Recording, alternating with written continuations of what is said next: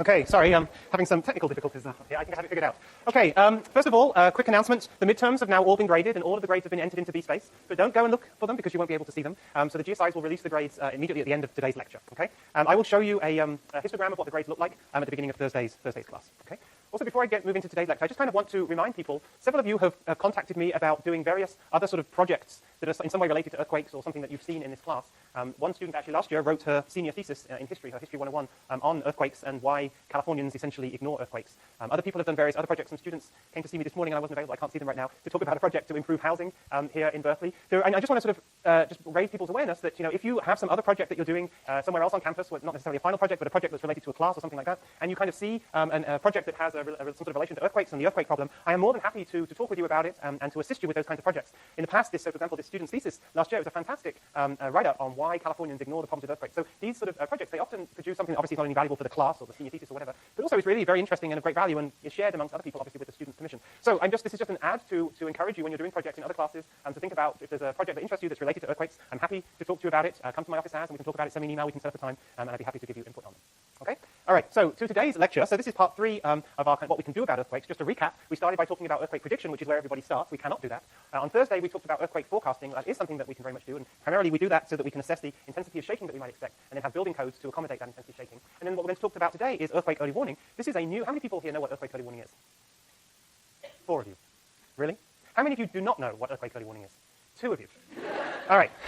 Okay, everybody, wake up. I am quite confident that if it's a yes or no answer, there are 2 options. 98% of you are currently choosing neither of the 2 options. So let's try again. How many of you do not know what earthquake early warning is? All right, that's a slightly high number, maybe 10. How many of you do know what earthquake early warning is? All right. Still, there's a significant number of you who didn't put your hands up, and that has been duly noted.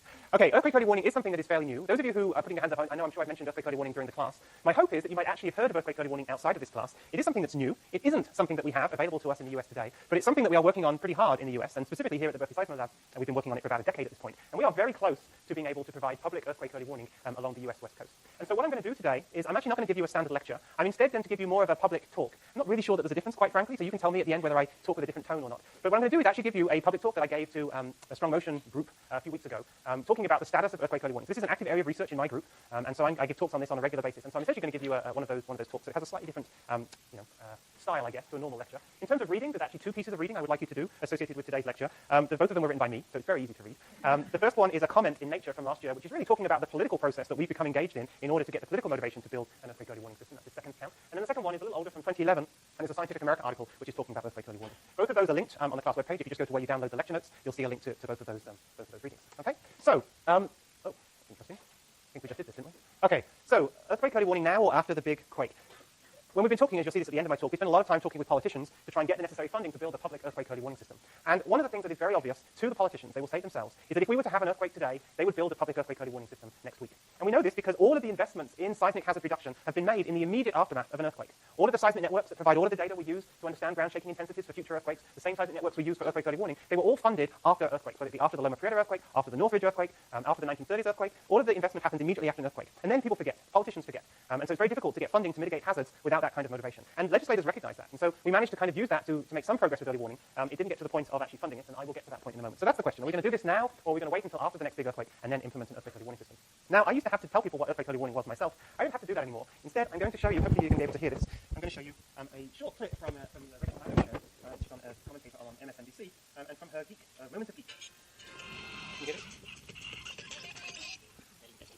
Digital communications travel at the speed of light. Thanks to things like fiber optic cable, we can move information literally in a flash, and that is good, and just in the abstract. But that is, it turns out, potentially life-saving. If the information that you are moving at the speed of light is notification that an earthquake is about to happen. Earthquakes happen in a specific place in the ground, right? Earthquakes have an epicenter. But you don't just feel an earthquake at the epicenter. The shuddering waves of motion in the earth from an earthquake, they emanate out from the epicenter of the quake, traveling at the speed of sound. So if you have the kind of motion sensors that detected earthquakes, if you had seismometers along fault lines all over earthquake-prone regions, when there was an earthquake, the seismometers nearest to the epicenter, they could register that an earthquake has happened, right? Feel the shake, and then they could send a digital signal at the speed of light, notifying communities nearby that this traveling at the speed of sound tremor, this motion of the earth, is about to arrive. This is not a way of predicting earthquakes before they happen. It's a way of basically warning people that an earthquake has just happened and that they are about to feel its effects. Brace yourself. But this thing works. Scientists at UC Berkeley say that their Shake Alert earthquake early warning project, it set off an alert. It didn't go off this weekend, during this weekend's large quake in Napa, California. It was about to be felt in Berkeley, and this is the alert that told them so. Watch this. Earthquake, light shaking expected in 3 seconds. They got a 10-second warning that they were about to feel the quake. And 10 seconds is not much time, right? But this brace yourself warning system, it works thanks to the simple fact that the speed of light is faster than the speed of sound, and earthquakes only move at the speed of sound.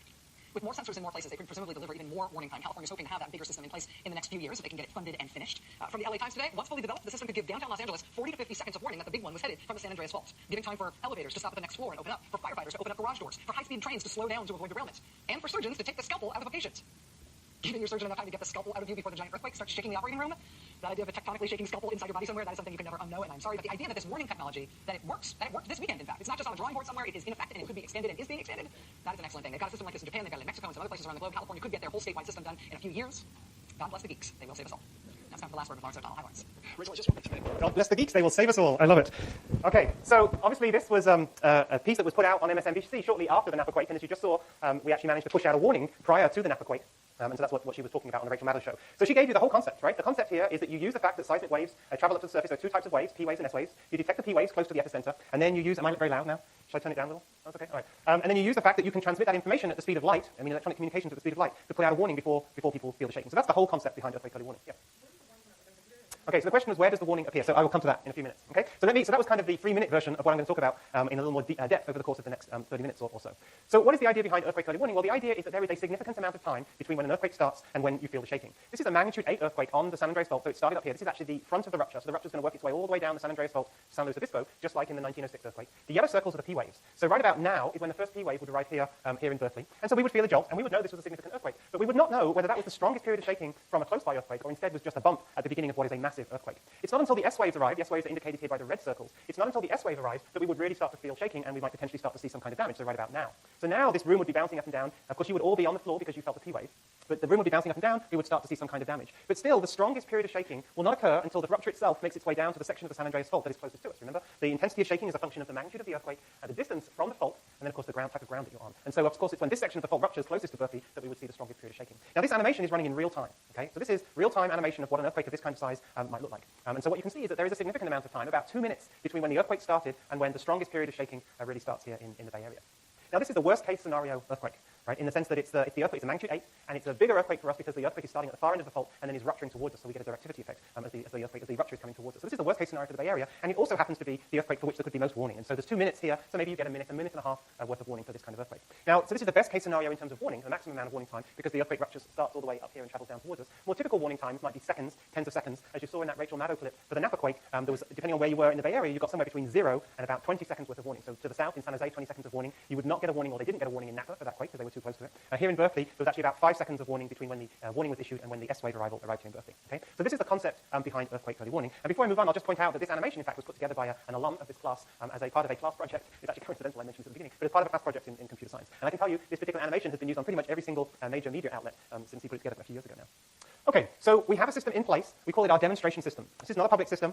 It's a demonstration system that shows the kind of capabilities we could have if we were to make it truly robust and invest in what's necessary to push the warning out to every member of the public. So we call this our demonstration system. It's called Shake Alert. But it is in operation today, and it's been operating for a few years. It started its complete end-to-end operation in 2012, so it's been running for a little under 2 years at this particular point in time. These are the stations that it uses across California for the warning system. This is the Berkeley network, about 70 very broadband, high-quality stations. The USGS runs a low-quality network in the urban areas, and then a slightly better quality network across Northern California, the green symbols. That data all streams into the USGS in Menlo Park on the other side of the bay. And then in Southern California, it's a single joint network run by the USGS and Caltech that streams all of its data into the processing center at Caltech.